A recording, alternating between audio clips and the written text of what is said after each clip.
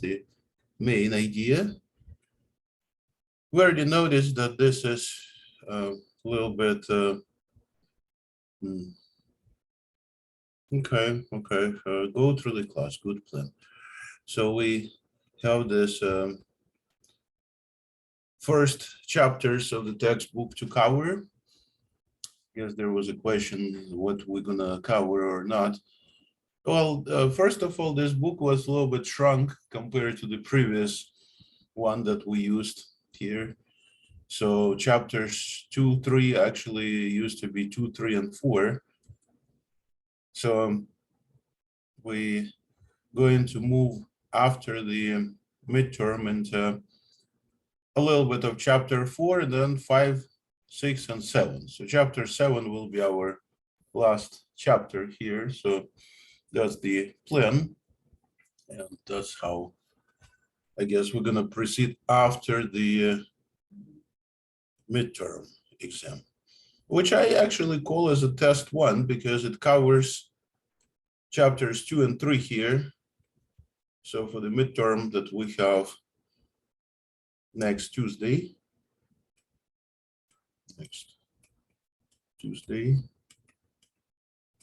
we have a midterm exam.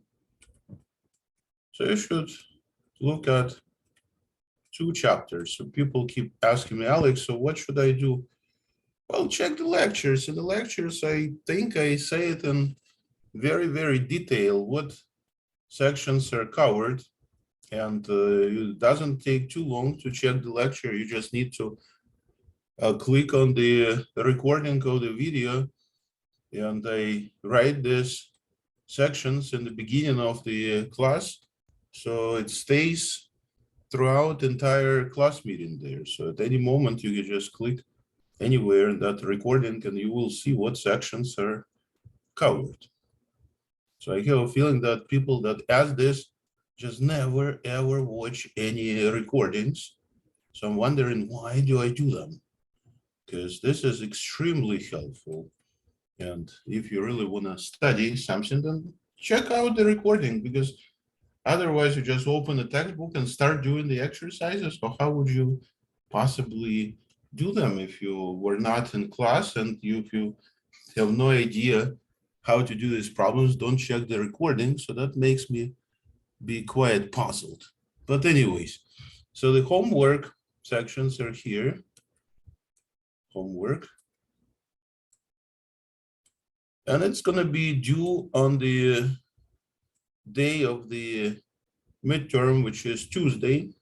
And I already received some emails with your homework that I already graded as a maximum. I always give maximum for your work because it's so good that you are practicing. And one recommendation, always put your class. So just tell me, you're in statistics class. I say, so Alex, you can't recognize it's the statistics.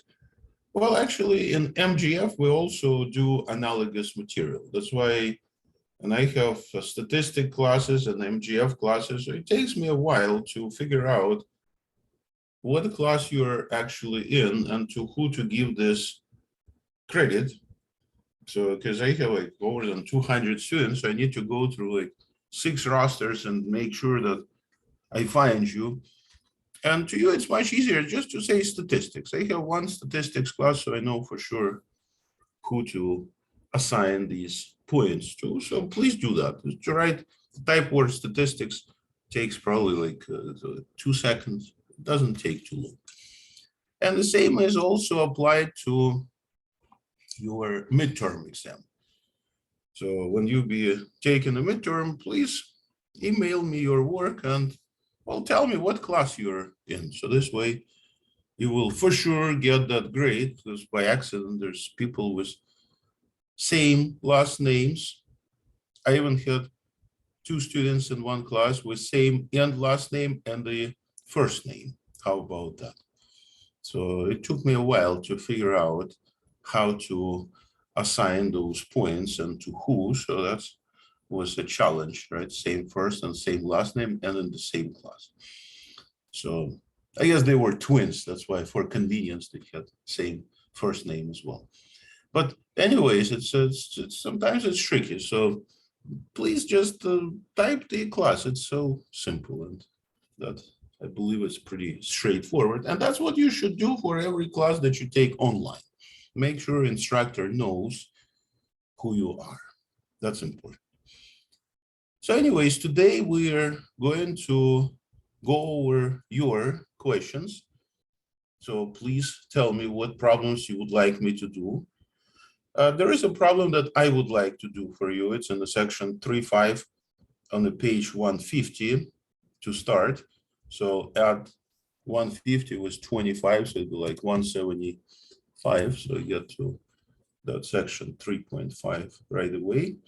Remember, I promised that I will do one of the problems analogous to the second exercise, which is on the midterm, because last time I did the first exercise in very detail, and now I will do the second exercise for you, like problem number 17, which is also from your homework.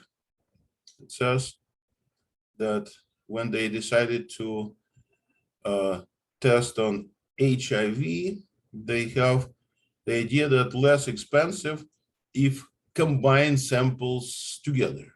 So they selected 3 samples and they want to know the probability that positive test result in 3 samples. So the question in exercise number 17 is standard for this section that says find probability that at least one positive. So if you have a sample with a positive test result, then if you mix it with another sample, whether it's positive or negative, the whole thing again will be positive. And no matter how many you add from these 3, it still be positive. So at least one, we always find by using a complement, so probability that none of them are positive, or another way, in other words, they all are negative. Remember? So that's the standard approach to at least one story. So we need to get the probability that none of them are positive, and that we can find by noticing that first needs to be negative, second also must be negative, and same for the third one, because if you get at least one positive, well, then everything will be positive. So for everything to be negative, they all must be negative. Again, once you get one positive mixed with negatives, the whole thing becomes positive. So that's the idea. So I need to know the probability of negative test result. So this is going to be, looks like positive is 0.1. So let me write it here so a little bit more. So probability of negative will be 1 minus probability of positive. So that's a standard complement idea. If you have either positives or negatives, so nothing else is possible. So if it's not positive, it is negative. If it is not negative, it is positive, the complements. So if you know the probability of positive, which is 0.1, then probability of negative will be 1 minus 0.1 or 0.9. So we have 0.9 for first negative, and means times 0.9 for second negative, and times 0.9 for the third to also be negative. So when I multiply these 3 together, I say, Alex, what is this symbol? Well, it's times. I try to put multiplication. So if you multiply 0.9 with itself 3 times, I'm going to end up with a 0.9 raised to the power of 3. So you subtract this 0.9 cube from number 1, and you will get the answer. And of course, I will use a calculator. So I can take 1 minus 0.9 power 3. I hope by now you know how to enter the power in the calculator. So this is the answer, 0.271. So this be the second exercise for our Tuesday exam. So Tuesday exam will be emailed to everyone analogously to the way I emailed you a practice midterm. So same way by email, you will receive that test. So be ready to take it. I will send it to you earlier. I will send it to you around 8 o'clock in the morning. So if you want to start earlier, do that, because some people say, Alex, I didn't send it to you because I'm at work. So you have to respect that. Yes, of course, I do highly respect that you're working. We need more people like you. But if you went to work at what, probably after class at noon, you could have opened your email at 8 and just do the test before. Not after you got tired at work and you come at night and then you want to take a rest. And instead of it, you just open the computer and doing a math test. So these results are not going to be as good. Open the computer at 8 o'clock in the morning when you're fresh, just woke up and take that test. It will be emailed to you earlier, not at 9:50. And I will give you plenty of time, even if you're at work, so after work, okay, but you should send it to me on Tuesday because we scheduled it for Tuesday. So I don't set a time limits on the exam, but Tuesday is a due date, so I can grade it and post your midterm results on the blackboard next day on Wednesday. So you will be able to see your grade.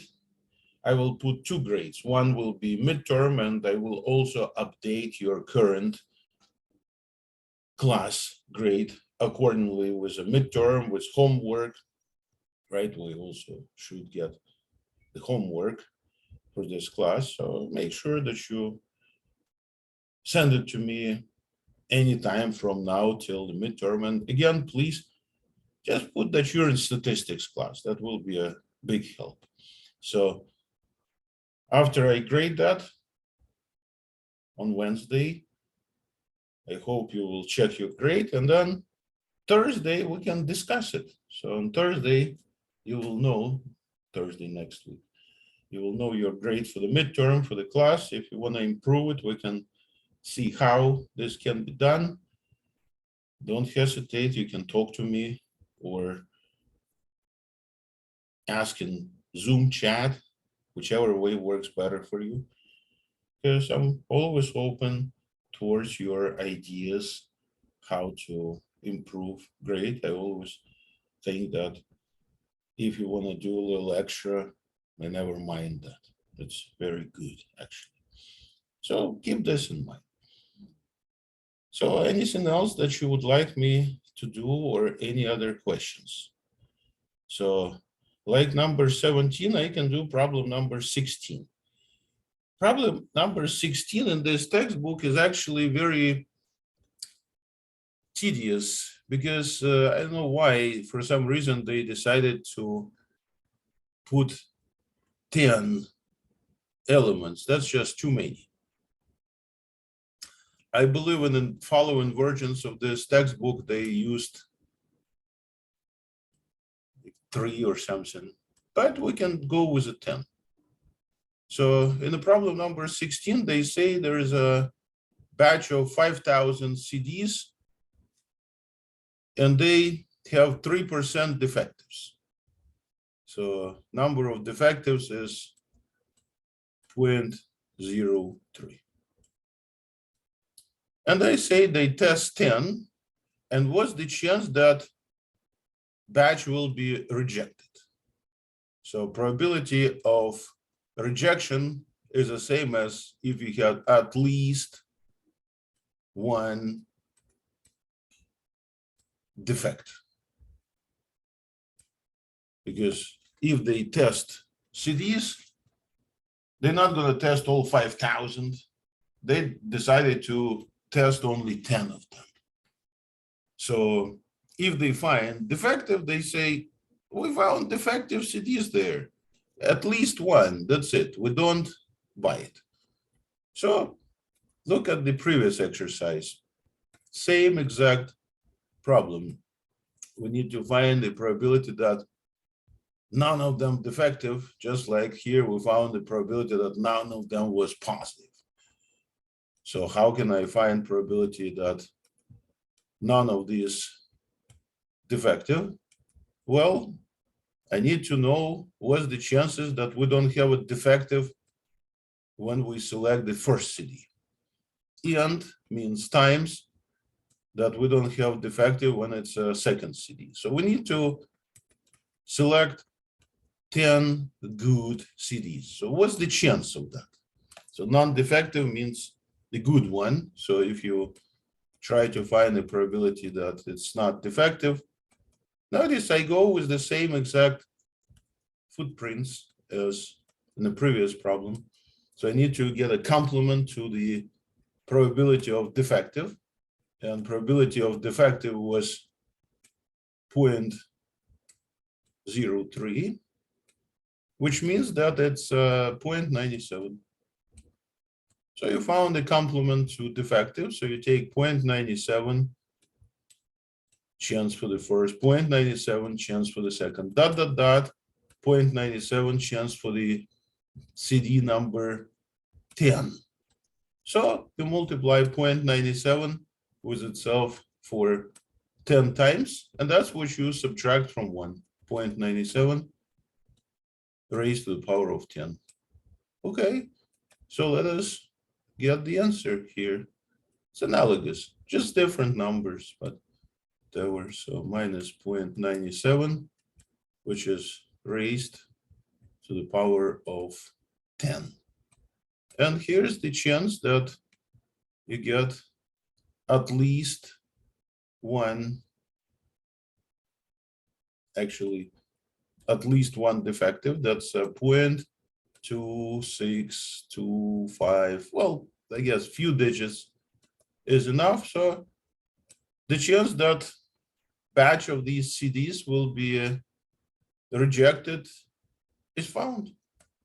So the exercise similar to problem 17. In fact, last time I told you that these two problems is what you can concentrate on in order to prepare for the test. You can also do the previous problems. They be the same. So it's at least one. So you go 1 minus probability of 0 or none of them. So advice is over weekend, redo these problems, and Tuesday morning, make sure you take that midterm that I will email to you.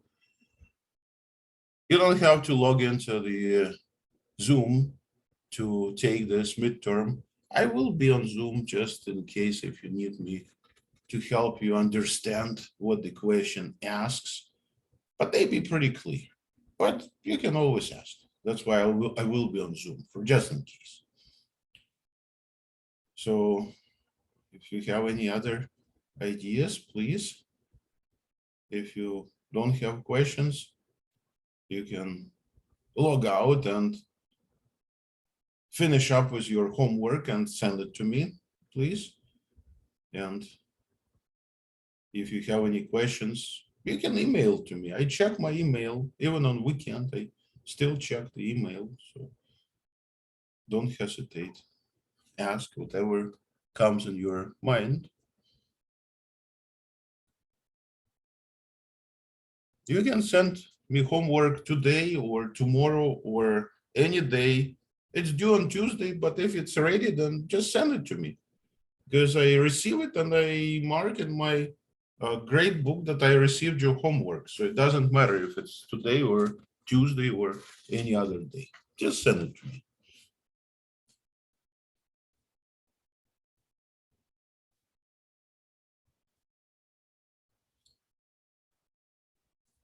Okay, so I guess I'm gonna end this recording for today.